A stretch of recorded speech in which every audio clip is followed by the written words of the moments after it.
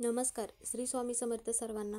आजच्या व्हिडिओमध्ये तुम्हा सगळ्यांचे खूप खूप स्वागत आहे. स्वामी तुम्हा सगळ्यांना कायम सुखी ठेवो ही स्वामीचरणी प्रार्थना करते आणि आजच्या व्हिडिओला सुरुवात करते. तर आजचा व्हिडिओ असा आहे की आता उद्या आहे बुधवार, तर बुधवारी आहे माघ पौर्णिमा.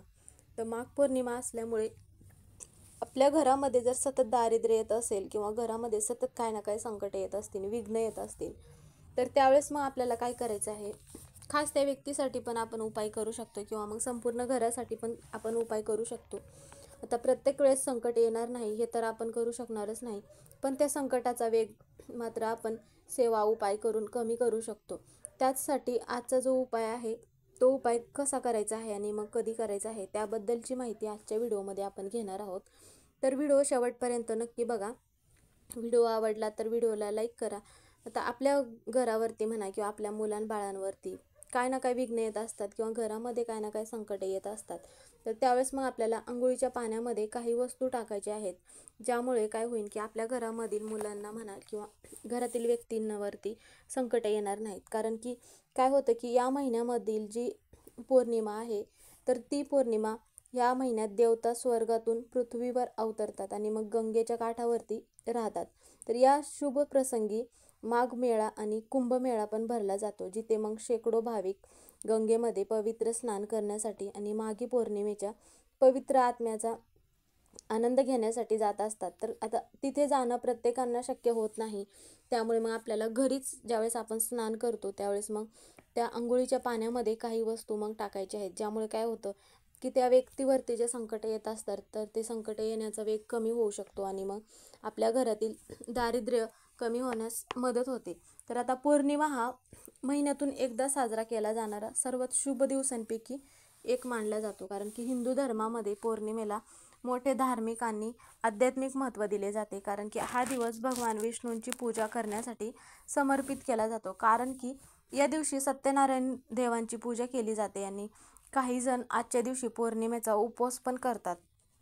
तर आता पौर्णिमेचा जो वेळ आहे म्हणजेच की तिथी आहे, तर ती कधी आहे 12 फेब्रुवारी, म्हणजेच पौर्णिमा तिथी सुरू होणार आहे 11 फेब्रुवारीला संध्याकाळी 6:55 तर ती संपणार आहे 12 फेब्रुवारीला संध्याकाळी 7:22 म्हणजेच की हा जो वेळ आहे तर ही पौर्णिमा साजरी करण्याचा वेळ म्हणजेच की तिथी आहे.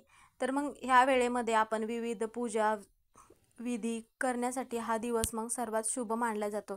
त्यामुळं मग ह्या वेळेमध्ये तुम्हाला ज्या पण काही सेवा उपाय करणं शक्य होत असेल तर मग त्या सेवा उपाय आवर्जून करायचे आहेत. आता आपल्याला पवित्र नदीच्या ठिकाणी स्नान करणं शक्य होत नाही, गंगेच्या ठिकाणी म्हणा किंवा मग अजून एखाद्या ठिकाणी, तर मग आपण घरीच स्नान करायचं आहे. त्याचप्रमाणे आजच्या दिवशी दान करण्याला सगळ्यात जास्त महत्त्व दिले जाते.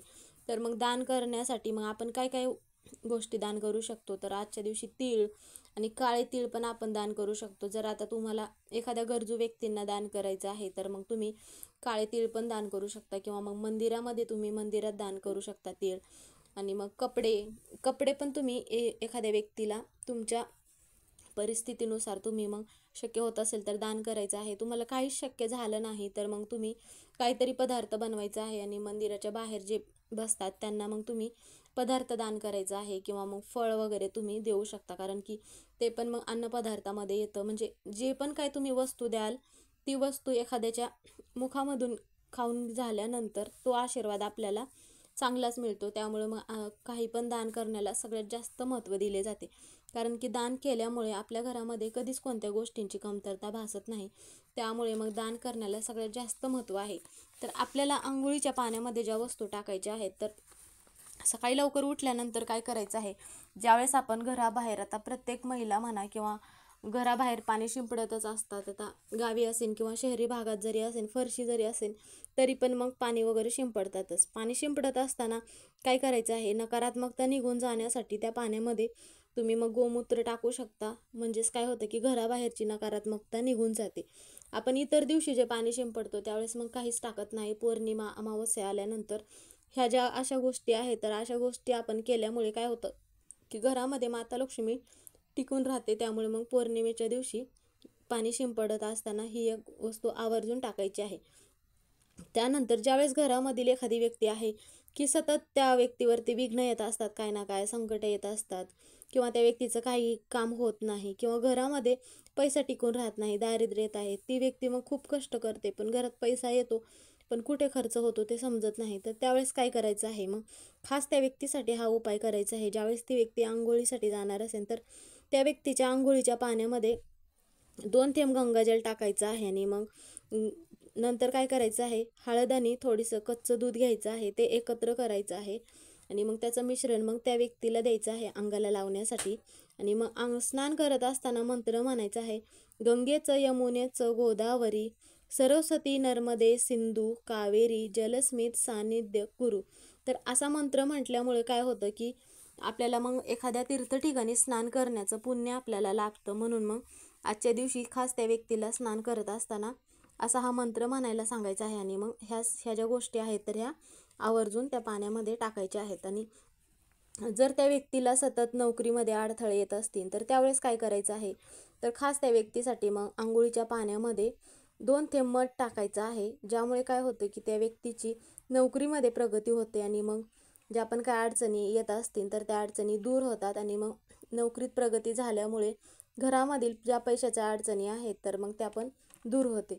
तर हा जो उपाय आहे तर हा उपाय मग तुम्ही लहान मुलांसाठी पण करू शकता. मुलांवरती विघ्न वगैरे येत असतील तर त्यावेळेस मुलांना पण तुम्ही हा उपाय करू शकता आणि घरातील मोठ्या व्यक्तींना पण हा उपाय करू शकता. त्याचप्रमाणे आजच्या दिवशी आपल्याला काय करायचं आहे, सकाळी लवकर उठल्यानंतर आंब्यांच्या पानांचं तोरण आपल्याला दरवाजाला लावायचं आहे. ज्यामुळे काय होतं की आंब्यांच्या पानांमध्ये माता लक्ष्मीचा वास असतो.